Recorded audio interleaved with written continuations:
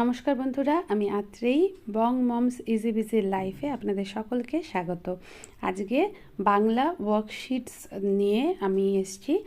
আর এই ভিডিওটা আপনাদের অনুরোধ করব যে পুরোটা আপনারা দেখবেন, শেষ অবধি দেখবেন, কারণ প্রত্যেকটা ওয়ার্কশিটের সাথে আমি আপনাদের কাজ সহজতর করবার জন্য কিছু টিপস দিয়েছি, সেগুলো আপনাদের কাজে লাগবে।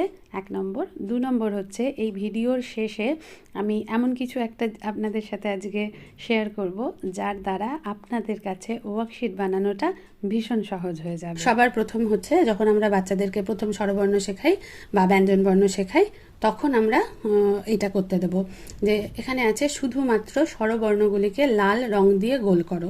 তো এখানে অনেকগুলো বর্ণ দেওয়া আছে, তার মধ্যে থেকে শুধুমাত্র যেগুলো স্বরবর্ণ সেগুলোকে ওরা লাল রং দিয়ে গোল গোল করে করবে। এখানে ও, উ, এ, দীর্ঘ ই, হ্রস্ব উ, হর্ষ উ, এ, হর্ষই, ও, এতগুলো আমাদের স্বরবর্ণ আছে। এইটাকেই আপনারা আবার স্বরবর্ণর জায়গায় ব্যঞ্জন বর্ণ করেও দিতে পারেন, যে শুধুমাত্র ব্যঞ্জন বর্ণগুলিকে লাল রং দিয়ে গোল করো।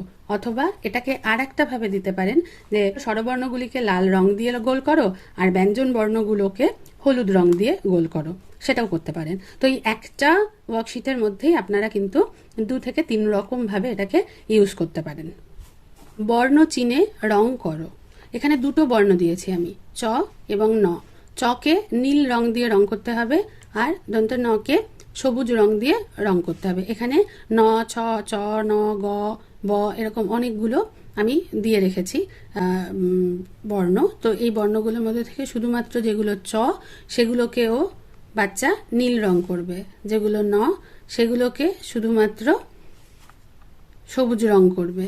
তো এখানেও আপনারা এটা একটা ওয়ার্কশিট আইডিয়া শুধুমাত্র, কেমন এখানটাতে আপনারা চয়ের জায়গায় ছও দিতে পারেন, বও দিতে পারেন, নয়ের জায়গায় ঝও দিতে পারেন, জও দিতে পারেন, যেটা আপনাদের ইচ্ছে সেরকমভাবে দিয়ে বর্ণ চেনাবার সময়, যখন আমরা প্রথম শেখাই বর্ণ চেনাবার সময় কিন্তু আমরা এরকম টাইপের ওয়ার্কশিট দিতে পারি। এটা অনেক কালারফুল। তো ওদের এই জিনিসটাকে কালার করবার পরে এটা একটা মানে বেশ সুন্দর 2-3 রকম কালার হয়ে যাওয়ার ফলে দেখতে সুন্দর লাগবে, করতে ভালো লাগবে। এরপরে আসছে আ দিয়ে শুরু শব্দগুলোকে যুক্ত করো।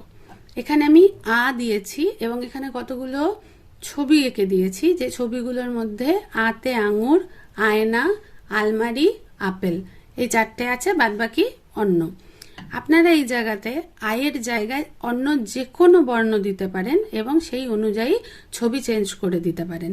এখানটাতে আপনারা 3টে বা 2টো এই মানে যে বর্ণটা দিচ্ছেন আর কি, ধরুন ঝ দিলেন, ঝয়ের দিয়ে হয় যেরকম সেরকম 2টো ছবি আঁকলেন আর বাদ বাকিগুলো ভুলভাল অন্য কিছু ছবি এঁকে দিলেন। খালি দেখবেন যে বাচ্চা যে এটাকে করছে, যেমন আতে আঙুর, আ আঙুর, আ আলমারি, আ আয়না, আ আপেল, সেরকমভাবে ঝ ঝাও, হ্যাঁ ঝ ঝড় বা যাই হোক এরকম করে যেটা দিয়ে আপনি অন্য যে কোনো বর্ণ দিন না কেন, বই, হ্যাঁ তারপরে বন, এরকমভাবে আপনারা মানে যে নতুন যে কোনো একটা একটা করে এখানে আয়ের বদলে বর্ণ দিতে পারেন, খালি ছবি চেঞ্জ হবে আর সেই অনুযায়ী ওদেরকে এটা করাতে পারেন। তো এটা একটা আইডিয়া ছিল, এটা একটা আইডিয়া, আলাদা আইডিয়া। তো সেটা করবার পরে এখানে আবার একটা জিনিস করতে পারেন, যেমন আতে আঙুর পেয়েছে, ও ম্যাচ করলো। এবার এই আঙুরটা হচ্ছে পাশে লিখতে হবে। যে বাচ্চা ওয়ার্ড বা শব্দ লিখতে শিখে গেছে সে হচ্ছে আঙুর যে শব্দটা, সেই শব্দটা এখানে লিখবে। আপেল, আপেল, সেই লেখাটাও এখানে লিখবে। আয়না শব্দটা এখানে বানান করে লিখবে। আলমারি শব্দটা এখানে বানান করে লিখবে।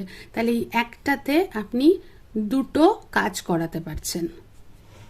এখানে আছে ফুটকি জুড়ে রং দাও, নিজের শরীর চিনে নাও। এখানে একটা বাচ্চা বা মানে মানুষের আর কি একটা ছবি, জাস্ট এরকম ফুটি ফুটি ফুটি ফুটি দিয়ে তৈরি করা আছে। বাচ্চাকে বলতে হবে যে এটাকে পুরো কমপ্লিট করো। প্রথমে এই ফুটকিগুলোকে হচ্ছে তুমি জোড়ো, প্রথমে জুড়তে হবে। জুড়বার পরে এখানে কি বলেছে, ফুটকি জুড়ে রং দাও। পুরোটা জুড়বার পরে একটা মানুষের শরীর তৈরি হবে। এবারে এই পুরোটাকে হচ্ছে আপনি রং করতে বলুন। রং হয়ে যাবার পর এখানে কতগুলো শব্দ লেখা আছে, চুল, চোখ, নাক, পেট, হাত, আঙুল, কান, পা, ঠোঁট, মাথা, বুক, গলা, এতগুলো হচ্ছে ওয়ার্ড লেখা আছে। এবার বাচ্চা কি করবে, এখান থেকে একটা একটা করে ওয়ার্ড নিয়ে যার পাশে যেটা হয় চুল, মাথা, কান, গলা, বুক, হ্যাঁ, এরকম করে করে এই পাশে পাশে পাশে পাশে লিখতে থাকবে। কেমন? তো এটার ফলে কি হবে যে ওদের প্রথমত হলো নিজেদের, যেমন আমরা ইংরেজিতেও পড়িয়েছি বডি পার্টস, সেরকম বাংলাতেও আমরা বডি পার্টস অবশ্যই পড়াবো বাচ্চাকে। তো সেই জন্য বাংলায় বডি পার্টসটা যেমন ও শিখবে, দেহের যে অঙ্গ প্রত্যঙ্গ সেগুলো শিখবে, তাদের নাম জানবে, এবং লিখতে যাবে তখনই ওর যে শব্দ গঠনের যে প্র্যাকটিসটা সেটা হয়ে যাবে। নিচের ছকে লুকোনো কথা খুঁজে গোল দাগ দাও। এখানে কটা আমি করে দিয়েছি, আর বাদ বাকিগুলো বাচ্চাকে বের করতে হবে। কি করবে, প্রথম কয়েকটা হচ্ছে আপনি যদি এরকম একটু, এটা যেমন দুটো, মানে এখানে কাগজও হয় আবার এখানে জলও হয়, চিল, উট, হ্যাঁ, এই যে এতগুলো শব্দের মধ্যে থেকে খুঁজে বের করাটা কিন্তু খুব একটা সহজ কাজ নয়। তো এটাকে না আপনারা এভাবেও দিতে পারেন, আবার এটাকে একটা আলাদা শিট হিসেবে দিতে পারেন। মানে ডেইলি প্র্যাকটিসের যে ওয়ার্কশিট আমরা দিই, যার মধ্যে অঙ্ক, ইংরেজি এবং বাংলা তিনটেই আছে, সেখানে আপনি একটা শিট হিসেবে এটাকে দিতে পারেন। সেখানে কি হবে, এখানে প্রথমত হচ্ছে ওরা একটা একটা করে ওয়ার্ড খুঁজে বের করবে। এই যে ওয়ার্ড একটা একটা করে খুঁজে বের করছে, একটা একটা ওয়ার্ড খুঁজে বের করবার পর সেই ওয়ার্ডটাকে ওকে বলবেন এখানে পাশে পাশে লিখতে। মানে সেক্ষেত্রে আর এরকম কাগজে নয়, আর একটু বড় খাতায় একটা এরকম বড় দেখে আপনারা ছক দেবেন, এবং সেই ছকের পরে আর একটা বড় অংশ থাকবে যেখানে ওটা লিখতে পারবে। এখানে জায়গা নেই, তো সেখানে জায়গা থাকবে, এবং সেই জায়গাতে যে ওপর, নিচ এবং সাইড বাই সাইড যেরকমই থাকুক না কেন, সেইগুলো যেন ওরা আগে হলো এরকমভাবে গোল গোল করবে, দাগ দেবে, তারপরে লিখতে থাকবে। তো দেখবেন এখান থেকে ওরা অনেকগুলো ওয়ার্ড পাবে বা শব্দ পাবে, অনেকগুলো শব্দ পাবে, এবং অতগুলো শব্দ ওরা লিখবে। যেই মুহূর্তে লিখবে অমনি ওদের শব্দের যে প্র্যাকটিস, আপনি যদি মুখে মুখে বলেন, মানে ডিকটেশন দিত, আমরা শব্দ প্র্যাকটিসের জন্য কি করি, যে চলো লেখো, কাগজ, জল, চিল, উট, লিখতে বলুন, 2-4 বার লিখবার পর খালি জিজ্ঞেস করবে আর কটা লিখবো, আর কটা লিখবো, মানে কত তাড়াতাড়ি ওটা শেষ করতে হবে, ওরা সেই চিন্তায় থাকে। তো সেক্ষেত্রে যদি আপনারা এরকম একটা শব্দ ছক করে দেন, মানে শব্দ জব্দ টাইপের, আমরা ছোটবেলায় বা বড়বেলাতেও আমরা খেলি, তো সেরকম যদি দেওয়া থাকে, তাহলে বাচ্চার কিন্তু ওটা বেশি ইন্টারেস্টিং লাগবে। যখন ও এখান থেকে একটা একটা করে এইভাবে খুঁজে বের করবে, একটা একটা করে খুঁজে যেই বের করবে, তারপরে সেটা ও যখন লিখতে যাবে, তো সেটা কিন্তু ওর কাছে অনেক বেশি আনন্দদায়ক হবে। হ্যাঁ, এখানে অনেক পেয়ে যাচ্ছি, আমি তো অনেকগুলো পাচ্ছি। তো মানে এটা বাচ্চাদেরও মজা লাগবে করতে, বড়দেরও মজা লাগবে করতে, এবং এখান থেকে মানে এখনো অবধি আমি অনেকগুলো পেয়ে গেলাম। এখানে আছে যেমন চিতা, চিল ওইদিকে হচ্ছে, আবার চিতা এখানে একটা হচ্ছে। তো এরকম টাইপের কতগুলো ওরা হচ্ছে পেলো, ওয়ার্ড পেলো, ততগুলো শব্দ পেলো, ততগুলো শব্দ কিন্তু ওরা লিখবে। তো এটাকে পুরোপুরি আপনারা একটা আলাদা পেজ হিসেবেও দিতে পারেন। এটা অনেকটা টাইম লাগবে করতে, অনেকটা সময় বাচ্চার মধ্যে এনগেজ থাকবে, অনেক আনন্দ পাবে এই কাজটা করতে। নিচের কথাগুলিতে স্বরবর্ণের চারপাশে গোল দাগ দাও।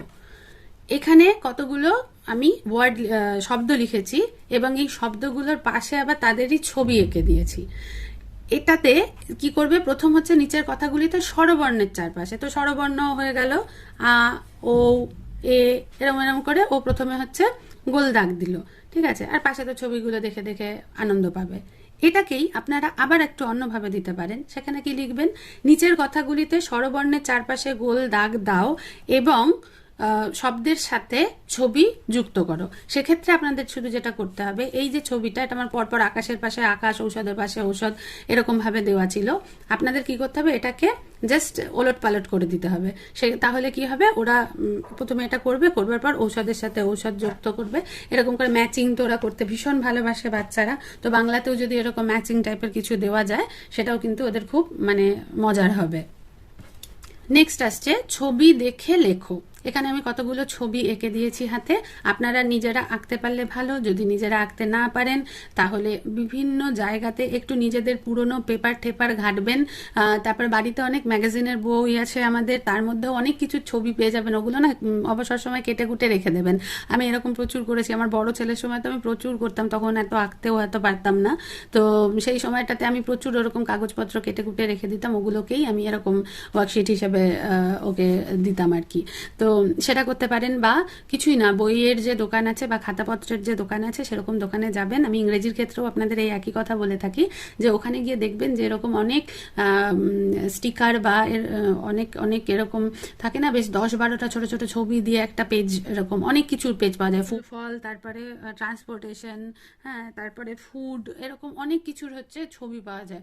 ওরকম বেশ কয়েকটা, বেশি দামও হয় না ওগুলো জাস্ট আপনারা অনেকগুলো পেজ কিনে এনে বাড়িতে রেখে দেবেন, আর ওগুলোকে কেটে কেটে এরকম বানিয়ে বানিয়ে ওদেরকে দেবেন। কি যে আনন্দ পাবে পড়তে, মানে পড়া ব্যাপারটা বাচ্চাদের কাছে অনেক কঠিন হয়ে দাঁড়ায়, কিন্তু সেটাকে যদি খেলার মাধ্যমে পড়ানো যায় এবং এরকম কালারফুল ওয়ার্কশিটের মাধ্যমে দেওয়া যায়, তাহলে কিন্তু ওরা অনেক তাড়াতাড়ি করে দিতে পারে, করে দেয়, আনন্দ সহকারে করে দেয়। তো সেই জন্য খেলাটা মানে পড়াটা অবশ্যই খেলার মতন আনন্দদায়ক হয় যদি, তবেই কিন্তু বেশিক্ষণ বসে থাকবে, বেশিক্ষণ পড়বে আর কি। যাই হোক, এখানটাতে যেমন একটা করে দেওয়া আছে, এখানে একটা গরুর ছবি দেওয়া আছে, তো গরু, তারপরে আছে তুলি, চিরুনি, ফুল, ডিম, আর হচ্ছে গাছ। এরকমভাবে কতগুলো পরপর পরপর দেওয়া আছে। এগুলো দেখে দেখে একটা একটা করে দেখবে, দেখে এখানে একটা একটা করে শব্দ ওরা লিখবে। নিচের অক্ষরগুলি যুক্ত করে শব্দ লেখো।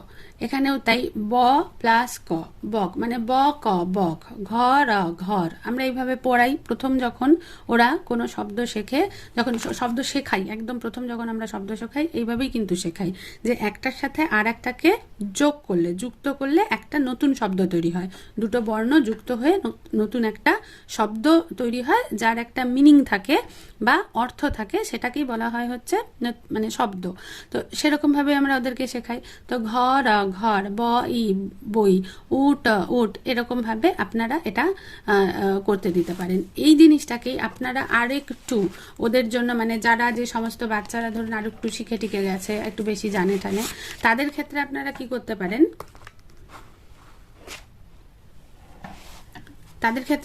করতে পারেন, অনেকগুলো এরকম শব্দ দিয়ে রাখলেন। হ্যাঁ, ম, আ, খ, উ, ট, ব, ই, এরকম করে কতগুলো শব্দ দিয়ে দিলেন। এই যে এতগুলো বর্ণ দিয়ে দিলেন। এবার এই বর্ণগুলো দেওয়ার পরে এবার বাচ্চাকে বলুন এখান থেকে একটা একটা করে মিলিয়ে মিলিয়ে শব্দ তৈরি করতে। কেমন? যেমন এখান থেকে আ খ আখ হয়ে যাবে, উট উট হয়ে যাবে, ব ই বই হয়ে যাবে। তো এরকমভাবে করতে। আবার দেখুন এখানে আ ম আম হয়ে যাবে।